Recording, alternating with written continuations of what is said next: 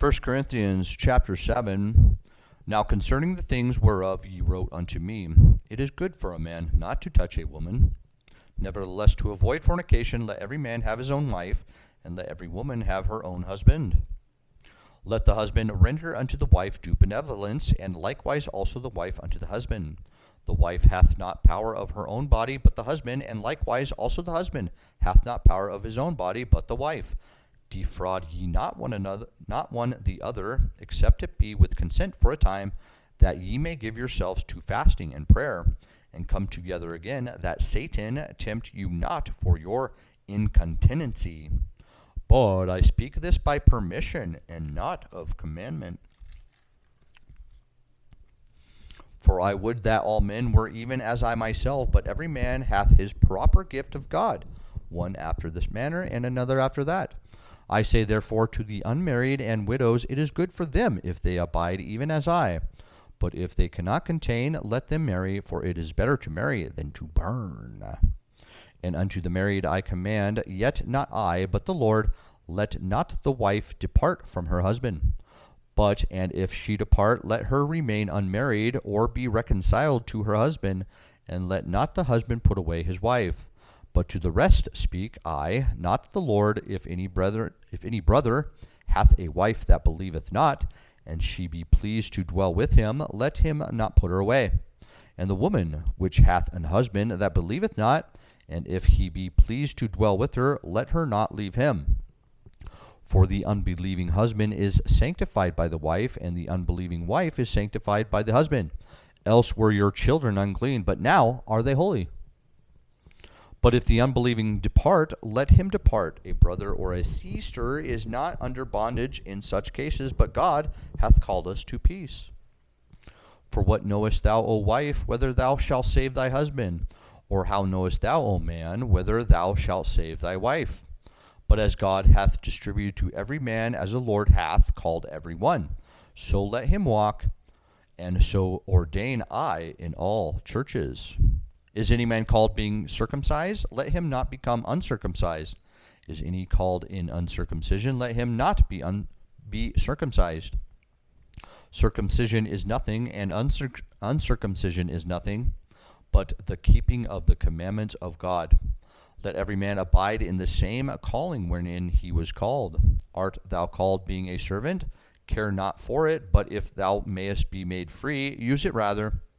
For he that is called in the Lord, being a servant, is the Lord's freeman. Likewise also he that is called, being free, is Christ's servant. Ye are bought with a price, be not ye the servants of men. Brethren, let every man wherein he is called, therein abide with God. Now concerning virgins, I have no commandment of the Lord, yet I give my judgment, as one that hath obtained mercy of the Lord, to be faithful. I suppose therefore that this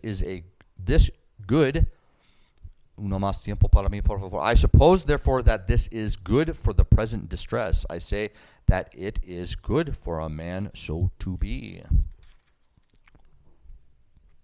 Art thou bound unto a wife? Seek not to be loosed. Art thou loosed from a wife? Seek not a wife. And if thou marry, thou hast not sinned.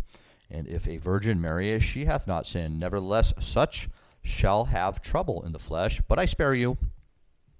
But this I say, brethren, the time is short. It remaineth that both they that have wives be as though they had none, and they that weep as though they weep not, and they that rejoice as though they rejoice not, and they that buy as though they possessed not, and they that use this world as not abusing it, for the fashion of this world passeth away. But I would have you without carefulness. He that is unmarried careth for the things that belongeth to the Lord, how he may please the Lord. But he that is married careth for the things that are of the world, how he may please his wife. There is difference also between a wife and a virgin. The unmarried woman careth for the things of the Lord, that she may be holy both in the body and in the spirit, But she that is married careth for the things of the world, how she may please her husband. And this I speak for your own profit, not that I may cast a snare upon you, but for that which is comely, and that ye may attend upon the Lord without distraction. But if any man think that he behaveth himself uncommonly toward his virgin, if she pass the flower of her age, and need so require, let him do what he will, he sinneth not, let them marry. Nevertheless, he that standeth steadfast in his heart, having no necessity, but hath power over his own will, and hath so decreed in his heart that he will keep his virgin, doeth well. So then he that giveth her in marriage doeth well, but he that giveth her not in marriage doeth better. The wife is bound by the law as long as her husband liveth, but if her husband be dead, she is at liberty to be married to whom she will, only in the Lord. But she is happier if she so abide after my judgment, and I think also that I have the Spirit of God.